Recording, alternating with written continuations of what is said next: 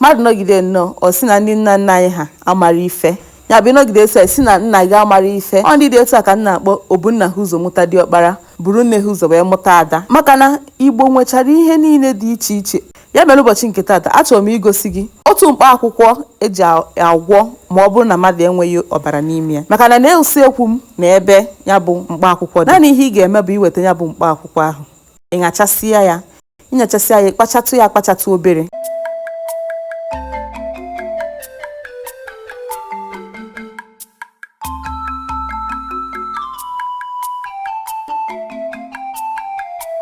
Iburu ya bụ mkpa akwụkwọ sikwesị n'ọkụ, gbara mmiri gbanye anya mmiri mana oge esinwu ya ikwuchie ya bido siwe ya.